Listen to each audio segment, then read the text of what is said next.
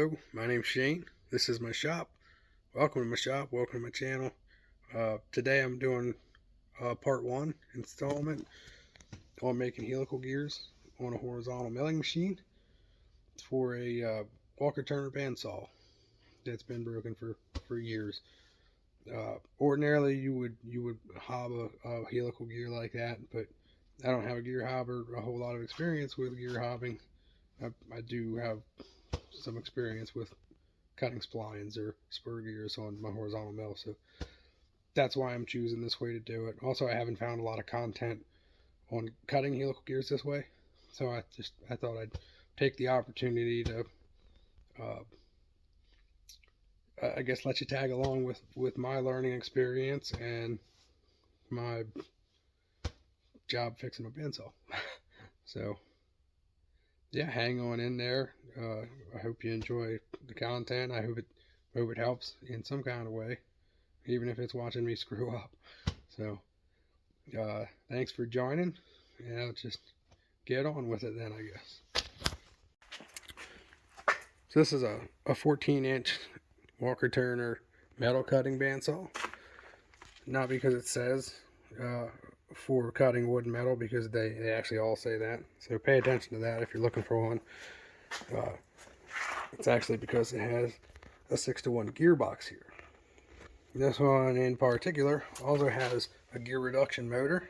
You can see there's a little gear case there, allowing this machine to get down to 125 feet per minute, which is pretty good for, you know, hard stuff, hard stainless steel or tool steels or something like that you might have to cut. But yeah, that's the saw, and hopefully we'll be cutting metal with it by the end of this series that I'm making. Okay, so this is the gear that I need to repair. I said before, it's beyond the point of just brazing some teeth together. It actually has cracked because I tried welding it years ago. I went to a little bit less and had a little bit less machines and tools to fix these things with. I just kind of got boogered up, but you can see this whole piece was missing. That was in the bottom of the gearbox for the machine, and I think when it tried to re-engage the teeth, it just started ripping them off, because I'd imagine that piece bound up. The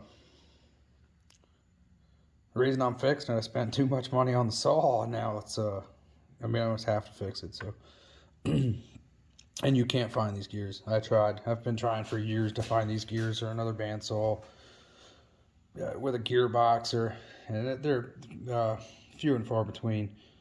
So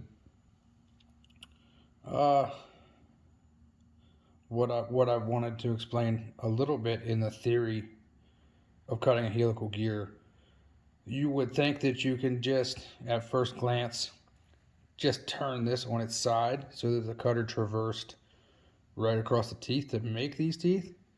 But in reality, you're starting on this side at the top, say, of the circumference. When you come out the other side, over here, right here, it would actually be lower, which would end up making a deeper cut on this side, or the side of entry, and a shallower cut on this side. It was also mess with the involute tooth when it's cutting it, and it just wouldn't work out. So what you have to do as you're cutting, you would have to have a gearbox or a gear mechanism that, as it traversed, it would turn the gear. That's hard to see.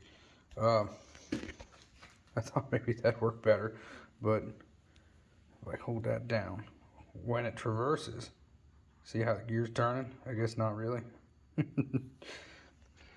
Bear with me, I'm working with one hand and a cellular phone at this point.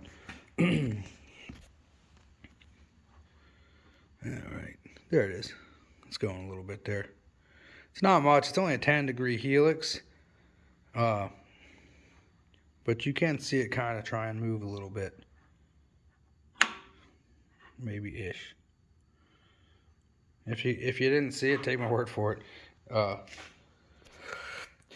That said, this being only a 10-degree helix, which 10 to 20 degrees is about all the further you want to go with two helical gears that are of parallel axis, because helical gears generate thrust, and you would end up, depending on which gear was driving and which gear was being driven, just you'd make too much pressure, thrust pressure.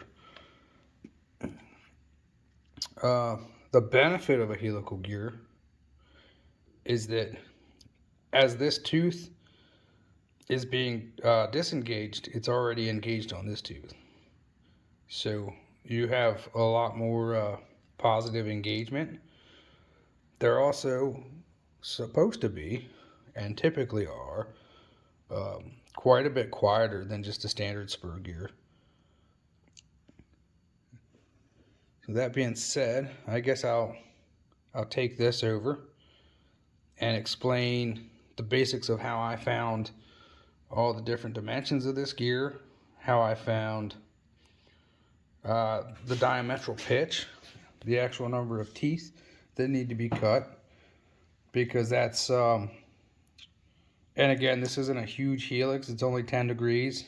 The helix angle is derivative from the axis, from the axial plane. So it's, if you can see it, it's 10 degrees off. The way that I got that, I got that with I have angle gauges, protractors. I used a protractor first, and then I double checked it with angle gauges. Maybe I'll take you over and show you some of that, because that's also how I found the pressure angle, which is the angle of your teeth, here and here. The way I get that is between the teeth, I have an angle gauge, and I just get the included angle. So that you're typically going to be 20-degree pressure angle or 14.5-degree pressure angle. Okay, I'm going to go over to the other workbench here, and I'll show you how I found that. I'll bring it right back. Okay, I'm back. So here's one of the ways that I determine what your pressure angle is. This is a 40-degree. You can see that angle gauge. And this is a 30. Wow, that's much better. A 40 and a 30. Because when you're measuring, actually I have a pointer here, this is pretty cool. When you're measuring for your pressure angle, the actual pressure angle that you're talking about when you say 14.5 or 20 is just the angle of this one too. So what I measure is the included angle, which is, you know, this 14.5 and this 14.5, if that's what it is, would make for a 29-degree angle. So I will line this up with the gear tooth. It's a little hard to see right there, but let's get it on there. It will be off on a strange tangent. It's pretty obvious to when you're actually looking at it. And that's the 40-degree, which would mean if it matched that, it'd be a 20-degree pressure angle. Your 30-degree, yeah, let's line it up. See that's pretty parallel there. Maybe a hair off. But like I said, I mean, if you're looking at it, if it's 14.5 or a 20-degree pressure angle, it's definitely, without a doubt, the 14.5. Here's the other way here. Here's, actually, let me get a 10-degree.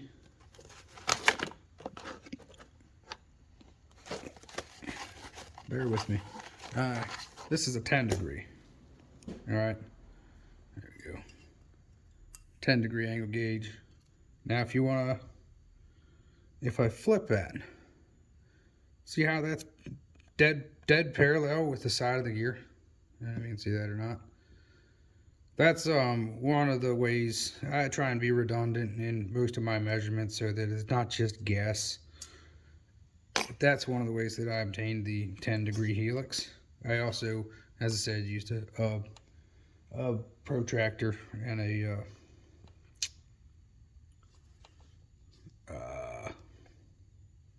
that's it. But yeah, so 10 degrees. And I guess I'll take you over to the other workbench where I have all the machinery's handbook and everything else laid out.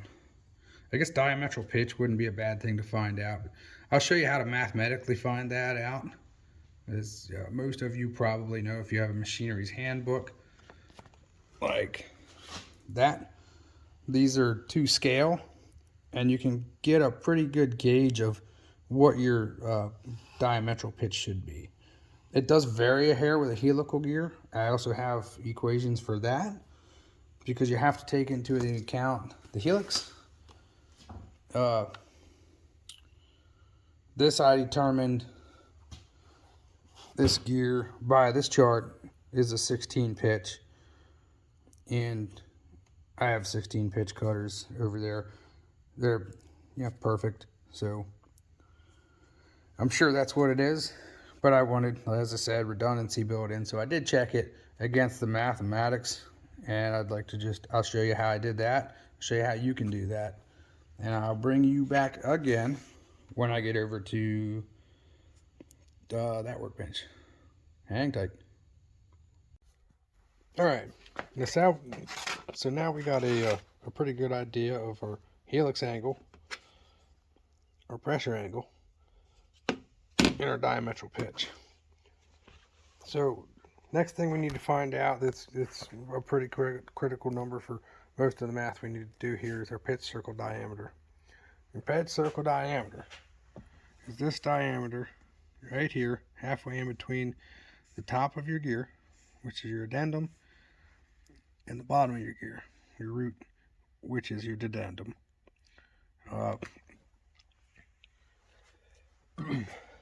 So to obtain that number,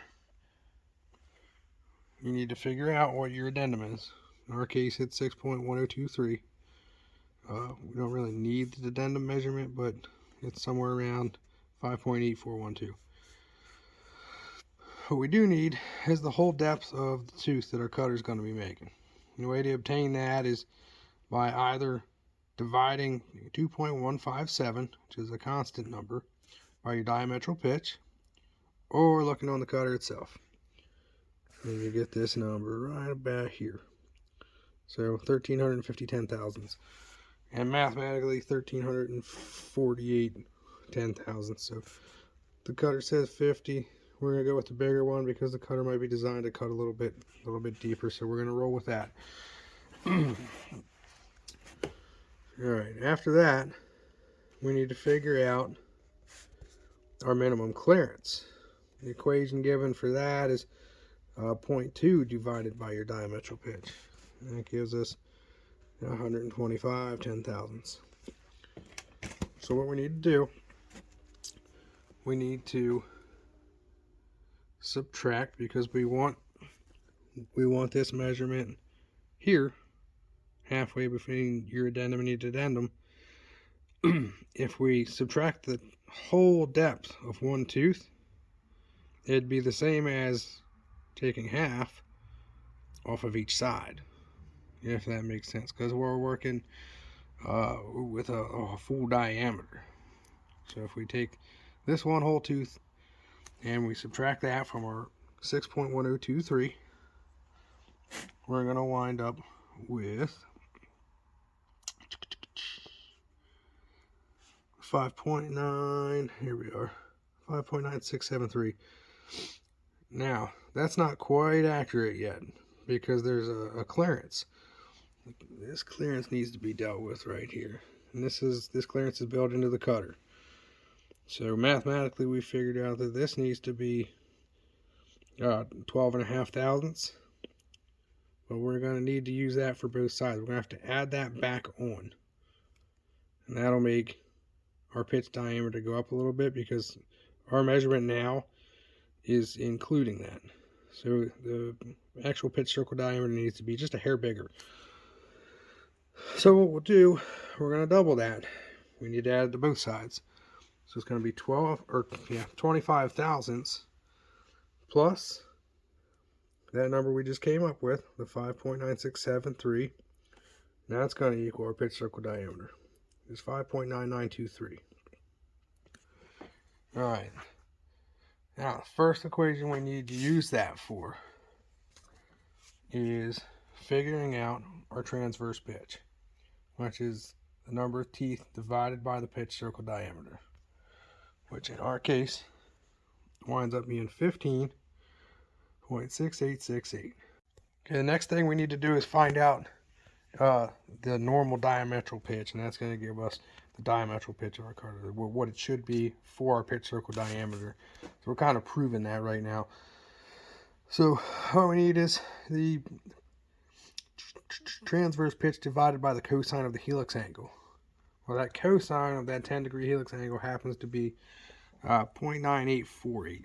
So we're going to take this number here, your 15.6868, divided by 0.9848. Yeah, it's going to equal 15.9289. That's going to approximately going to round up to a 16 diametral pitch cutter.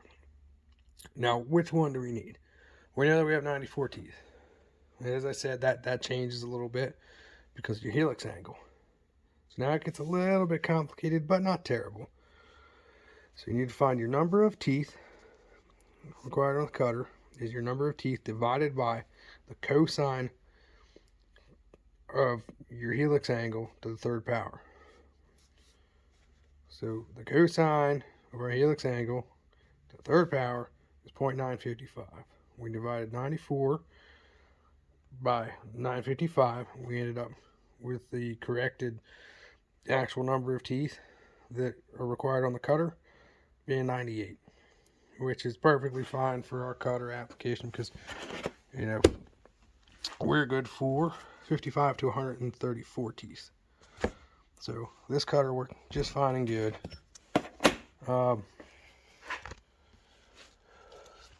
Next thing I want to go over here, this is an equation that should be used in helical gears, and I tried it on this, but it's starting to look like Walker Turner might not have went, you know, by these standards. They may have just picked a nice clean number and went with it, because I end up entirely too far off from what I'm actually measuring.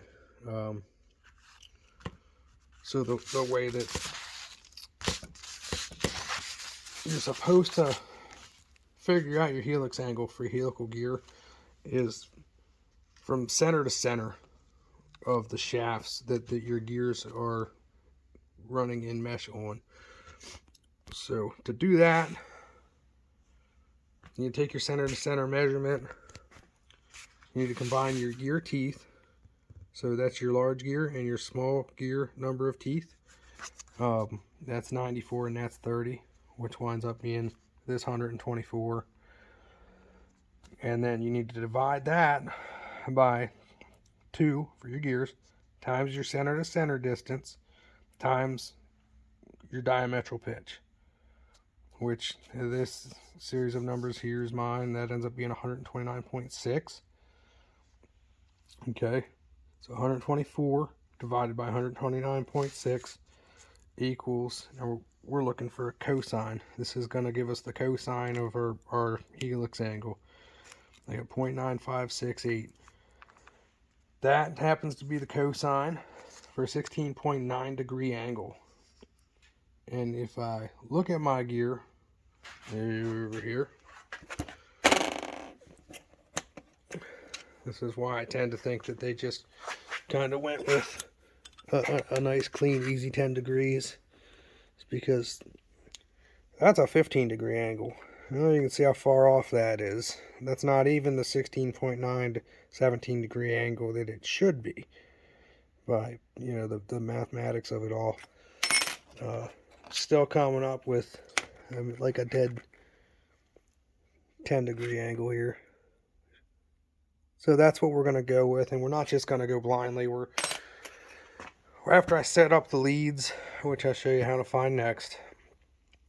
I'm going to use a test indicator on the milling machine, and I'm going to prove the new gear teeth against these gear teeth, probably with some thread wires, just to make sure everything's copacetic and everything's going to mesh good. So that's that. The next thing we need to do that we need the pitch circle diameter for, we need to find our lead. Alright, to find our lead, we're going to take 3.1416 pi times our pitch circle diameter. Alright, pi times our pitch circle diameter times the cotangent of A. Alright, so to find the lead, what we need to do is multiply pi times your pitch circle diameter times the cotangent of your helix angle. So the sum of that is 106.763. That should be our lead. So it should take that 1 point, 106.763 inches to go 360 degrees. That's what we're figuring out there. So what I'll do is I'll take that number right there, cruise over here to my book. So this is a Kearney and Trecker book.